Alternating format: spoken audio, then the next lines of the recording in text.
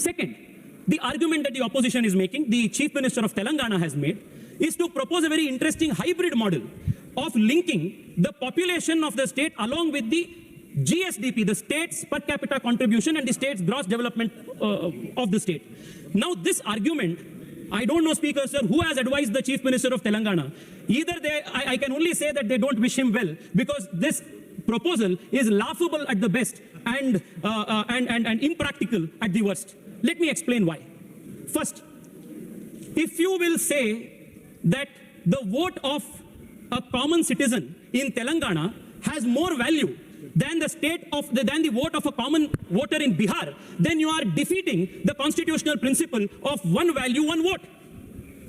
आप किसके आधार पर देश में ये डिलिमिटेशन और एक्सरसाइज करना चाहते हैं?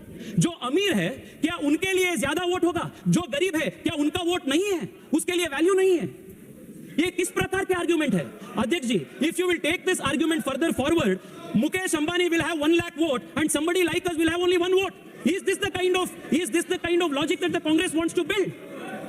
Speaker sir, this argument by this alternative by Telangana Chief Minister of linking delimitation and number of seats to the GSDP of the state is the most foolish argument anybody can prosper. This is unconstitutional. This defeats the value of one man, one vote, one value that the Constitution promises. Second, Speaker sir, there is another very important dimension to this.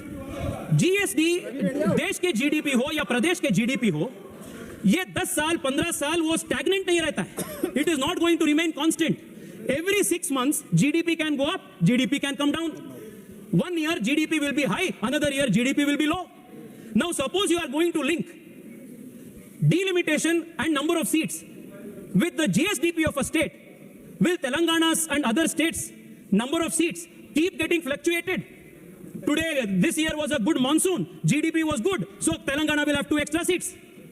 Next year, Tamil Nadu had bad rainfall, therefore GDP fell down, so Tamil Nadu will lose 2 seats.